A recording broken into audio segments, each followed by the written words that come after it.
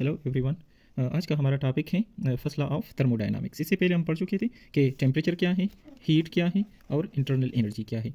अब हम यहाँ पे पढ़ रहे हैं कि इंटरनल एनर्जी, हीट और मैकेनिकल वर्क जो है इनके माबेन क्या रिलेशन है या इनके दरमियान क्या ताल्लुक़ हो सकता है किसी थर्मोडायनामिक सिस्टम में। इस लॉ को हम law of conservation of energy भी कहते हैं, क्योंकि आप आगे पढ़ के देख लेंगे कि असल में ये वही law of conservation of energy को रिफ्लेक्ट कर रहा है। तो इसको समझने के लिए हम एक सिस्टम ले लेते हैं जहाँ पर एक कंटेनर है और इस कंटेनर में गैस भरा हुआ है और यहाँ पर एक पिस्टन लगा हुआ है जो कि मूवेबल है। ये आगे पीछे मीन ऊपर नीचे हो सकता है। इसको आप ऊपर भी लेके जा सकते हैं, आप इसको नीचे भी लेके आ सकते हैं। तो यहाँ पर अब क्या है, यहाँ पर सिस्टम की जो इंटरनल एनर्जी है यू, इसमें चेंज आएगा अगर हम हीट सिस्टम को देंगे या हीट सिस्टम से लेंगे। और इसके अलावा इसकी इंटरनल एनर्जी में चेंज आएगा अगर हम सिस्टम के ऊपर वर्क करेंगे इन्वायरमेंट की तरफ से या सिस्टम की तरफ से इन्वायरमेंट पर वर्क करेंगे। तो इन दोनों सूरतों में इंटरनल एनर्जी में चेंज आएगा। कितना चेंज आएगा, कैसे आएगा, वो हम यहाँ पे देख रहे हैं। यहाँ हम एक केस अब कंसिडर कर रहे हैं कि हम पहली सूरत में हम हीट जो है वो दे रहे हैं सिस्टम को। जब हम हीट सिस्टम को दे रहे हैं तो वो जो अंदर मौजूद मॉलिक्यूल्स है उनकी काइनेटिक एनर्जी को इंक्रीज़ करेगा और काइनेटिक एनर्जी इंक्रीज़ होगी तो इट मीन के डेल्टा यू जो है वो भी साथ में इंक्रीज़ होगी। तो इसको हम यूँ लिख सकते हैं कि डेल्टा यू जो है उसके साथ कुछ कंट्रीब्यूशन आ जाएगी जो हीट हमने सिस्टम को दिया हुआ है, तो टू द सिस्टम, तो इसको हमने यहाँ पर टू से ज़ाहिर किया हुआ है। अब इसके अलावा हम ऊपर से इसको प्रेस कर रहे हैं, मीन पिस्टन को नीचे की तरफ लेके जा रहे हैं। जब पिस्टन नीचे की तरफ जा रहा है तो ये भी कुछ एनर्जी ऐड कर रहा है इन मॉलिक्यूल्स के साथ। मीन इंटरनल एनर्जी को इस सूरत में भी ये जो वर्क है ये ज़्यादा कर रहा है, मीन इंक्रीज़ कर रहा है। तो दो चीज़ें जो हैं वो इंटरनल एनर्जी को यहाँ पर इंक्रीज़ कर रहा है, एक हीट जो हम सिस्टम को दे रहे हैं और दूसरा वर्क जो हम सिस्टम के ऊपर कर रहे हैं। तो इसको भी हम प्लस से लिख लेंगे। तो इस सूरत में जब हीट सिस्टम की तरफ जा रहा है, मीन सिस्टम के इनसाइड जा रहा है, टू द सिस्टम जा रहा है और वर्क ऑन द सिस्टम हो रहा है, तो यहाँ पर इंटरनल एनर्जी ज़्यादा होगी, मतलब पॉजिटिव होगी, सिस्टम का टेम्परेचर ज़्यादा होगा और ये दोनों टर्म जो है हम पॉजिटिव लिखेंगे।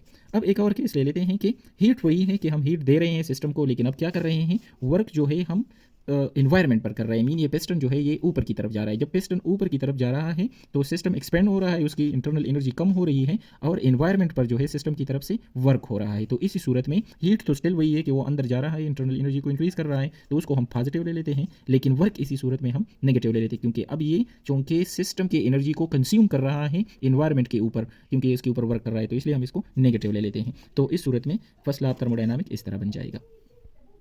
अच्छा, अब एक और केस हम ले लेते हैं। यहाँ पर अब क्या है, हम हीट को जो है सिस्टम से बाहर लेके आ रहे हैं, तो इसको हम हीट आउट कहते हैं। इस सूरत में अब हीट जो है वो सिस्टम से बाहर आ रहा है और वर्क जो है वो स्टिल हम कर रहे हैं सिस्टम के ऊपर इन्वायरमेंट की तरफ से। तो इस सूरत में चूँकि हीट जो है वो रिलीज़ हो रहा है सिस्टम से, तो वो इंटरनल एनर्जी को डिक्रीज़ कर रहा है, तो यहाँ पर हम हीट को नेगेटिव ले लेते हैं और वर्क चूँकि स्टिल सिस्टम के ऊपर हो रहा है, जब वर्क ऊपर हो रहा है सिस्टम के तो हम उसको स्टिल पॉजिटिव ले लेते हैं। तो ये पॉजिटिव हो गया, ये नेगेटिव हो गया। अब एक और केस ले लेते हैं कि हीट भी बाहर जा रहा है और वर्क जो है वो भी सिस्टम कर रहा है इन्वायरमेंट पर। तो इस सूरत में हीट भी क्या कर रहा है, वो इंटरनल एनर्जी को डिक्रीज़ कर रहा है, क्योंकि हीट बाहर की तरफ जा रहा है तो टोटल काइनेटिक एनर्जी जो है इनसाइड वो डिक्रीज़ होगा। और अगर यहाँ पर आप देखें तो सिस्टम जो है वो इन्वायरमेंट पर वर्क कर रहा है, तो सिस्टम अपनी एनर्जी इन्वायरमेंट पर खर्च कर रहा है, तो वो भी नेगेटिव है। तो इस सूरत में दोनों टर्म्स नेगेटिव होंगे और एज अ होल जो इंटरनल एनर्जी है वो भी नेगेटिव होगी। तो फर्स्ट लॉ ऑफ थर्मोडायनामिक्स के ये सारे इक्वेशंस हो सकते हैं। आपने क्रिटिकली देखना है कि हीट जो है वो इनसाइड जा रहा है या हीट रिलीज़ हो रहा है या वर्क सिस्टम पर हो रहा है या वर्क जो है वो इन्वायरमेंट पर हो रहा है, तो ये सारी चीज़ें मैटर करती है। जनरल स्टेटमेंट ये है और सिस्टम पर डिपेंड करता है, ये भी हो सकता है, ये भी हो सकता है, ये भी हो सकता है। तो आप कलेक्टिवली कुछ यूँ भी लिख सकते हो कि delta U equal two plus minus Q plus minus W, और यहाँ पर फिर आपने देखना है कि सिचुएशन के मुताबिक आया ये पॉजिटिव होगा या ये नेगेटिव होगा, तो आप ये लगा सकते हैं। अच्छा, ये कुछ साइन और कन्वेंशन भी आप यहाँ पर ये भी लिख सकते हैं कि क्यों टू द सिस्टम, अगर टू द सिस्टम जा रहा है तो वो पॉजिटिव होगा, सिस्टम से आउट आ रहा है तो वो नेगेटिव होगा। इसी तरह work on the system positive होगा, work done by the system जो है वो नेगेटिव होगा। लेकिन अब ये क्वेश्चन ज़हन में आता है कि हाउ अबाउट डेल्टा यू, वो कब पॉजिटिव और कब नेगेटिव होगा। तो उसके बारे में हम दो जगहों पर श्योर होंगे, लाइक क्यों भी आउट है और वर्क बाय है, तो इस सूरत में ये नेगेटिव होगा, क्योंकि दोनों टर्म्स जो है वो इंटरनल एनर्जी को डिक्रीज़ कर रहे हैं। तो इसके बारे में हम श्योरली कह सकते हैं कि डेल्टा यू जो है वो नेगेटिव होगा। हाँ, पॉजिटिव के बारे में भी हम श्योर हो सकते हैं, लाइक कि क्यों जो है वो सिस्टम के अंदर जा रहा है और वर्क जो है वो भी ऑन द सिस्टम हो रहा है। तो दोनों सूरतों में क्या होता है कि इंटरनल एनर्जी जो है वो इंक्रीज़ हो रही है, तो यहाँ पर भी हम इसको पॉजिटिव लिख सकते हैं। लेकिन अगर ये अब इस तरह है कि क्यों जो है वो सिस्टम की तरफ जा रहा है लेकिन सिस्टम वर्क भी कर रहा है, तो अब ये डिपेंड करता है कि अगर वर्क ज़्यादा है हीट से तो फिर ये नेगेटिव होगा, लेकिन अगर हीट ज़्यादा है वर्क से तो फिर ये पॉजिटिव होगा। इस तरह work on the system mean वो कंट्रीब्यूट कर रहा है सिस्टम की काइनेटिक के total increase in potential internal energy के साथ, इसके साथ वो कंट्रीब्यूट कर रहा है, लेकिन हीट जो है वो रिलीज़ हो रही है। तो फिर हम देखेंगे कि आया ये रिलीज़ हीट जो है ये ज़्यादा है या ये ज़्यादा, अगर ये ज़्यादा है तो पॉजिटिव होगा, ये ज़्यादा है तो फिर ये नेगेटिव होगा।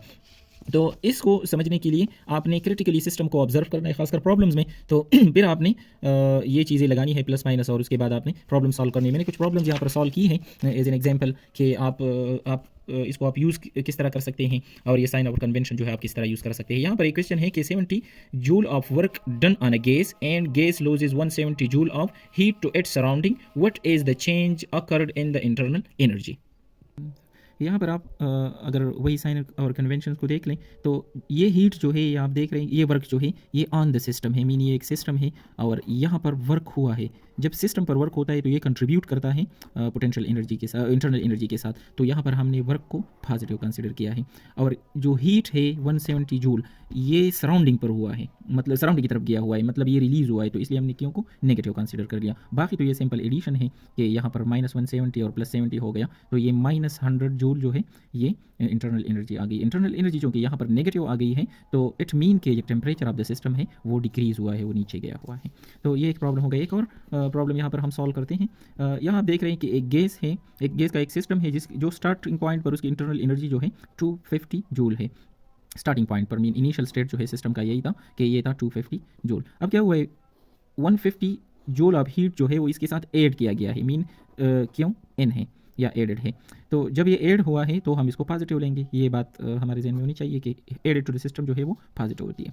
अच्छा फिर क्या है कि the gas does a work of 100 joule, gas work करता है तो इट मीन कि एनवायरनमेंट पर होगा, तो वर्क जो है वो नेगेटिव होगा। और कितना वर्क कर रहा है 100 जूल, तो हम 150 माइनस 100 लगाकर 50 जूल आ जाता है। तो 50 जूल जो है इसका आंसर आ गया, लेकिन ये पॉजिटिव है। पॉजिटिव इट मीन कि this amount of internal energy is increase due to these two factors, mean heat और वर्क की वजह से। जब ये पॉजिटिव है तो हमारे पास जो है एडिशनल चेंज या increase in the internal energy आ गया। और शुरू से सिस्टम जब स्टार्ट हुआ था तो इसकी 250 ऑलरेडी थी, तो उसी 250 के साथ हम ये 50 जो है ऐड कर लेंगे, तो हमारे पास फाइनल स्टेट में सिस्टम की इंटरनल एनर्जी है वो 300 जूल आ जाएगी। लेकिन अगर हम चेंज को देखें कि कितना चेंज आ गया, तो हम देख रहे थे कि 250 पहले से इतना था और अब 50 जो है एडिशनल आ गया, तो आप इसको सब्ट्रैक्ट करेंगे तो हमारे पास फिर आ जाएगा 200 जूल। तो ये डिपेंड करता है कि क्वेश्चन में क्या दिया गया है, कौन कौन सी रिक्वायरमेंट्स है, खासकर ये कि हीट जो है सिस्टम को दिया गया है या सिस्टम से लिया गया है या वर्क सिस्टम पर हुआ है या सिस्टम ने वर्क किया है एनवायरनमेंट पर। तो ये सारी चीज़ें आपने कंसीडर करनी है, क्रिटिकली आपने क्वेश्चन को पढ़ना है।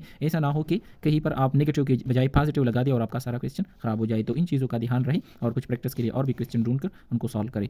इसके बाद हम इस लॉ के एप्लीकेशंस पढ़ेंगे। और एक बात हमने यहाँ पर क्लियर नहीं की है कि ये law of conservation of energy कैसे हो गया। तो law of conservation of energy इस तरह होता है कि यहाँ पर सिस्टम की जो एनर्जी है वो तो शुरू में अगर यू है तो हम यहाँ पर कुछ एनर्जी ऐड कर देते हैं, वो होते हैं क्यों। तो ये एनर्जी जो है इसके साथ ऐड हो गई और कुछ और एनर्जी उधर से हम ऐड कर रहे हैं, तो अब जो सिस्टम की टोटल एनर्जी हो गई अब वो हो गई वर्क प्लस क्यों, मतलब कि टोटल एनर्जी जो गिवन है और जो स्टोर्ड है सिस्टम में वो दोनों जो है वो एक जैसी है। इस तरह अगर सिस्टम वर्क करे बाहर की तरफ जा रहा है तो वो नेगेटिव हो गया और हीट भी इससे बाहर जा रहा है तो नेगेटिव हो गया। तो यहाँ पर जो डिक्रीज आया हुआ है वो बराबर होगा इसके मीन के रिलीज्ड एनर्जी, और यहाँ पर जो डिक्रीज आया वो एक जैसे होंगी, या एनर्जी गिवन और यहाँ पर जो इंक्रीज आया हुआ है ये दोनों जो है इनके वैल्यू एक जैसे होंगी। तो ये भी law of conservation of energy को सेटिस्फाई कर रहा है, क्योंकि एज अ होल एनर्जी में अगर डिक्रीज आ रहा है तो वो वर्क या हीट रिलीज की शक्ल में आया होगा। एज अ होल अगर एनर्जी में इंक्रीज आया हुआ है तो वो वर्क बाय द सिस्टम और हीट टू द सिस्टम की शक्ल में आया होगा। तो एज अ होल कोई एनर्जी लॉस नहीं हो रही, तो इनिशियल एनर्जी और फाइनल एनर्जी जो है वो कंजर्व्ड है सिस्टम की। बाद हम इसके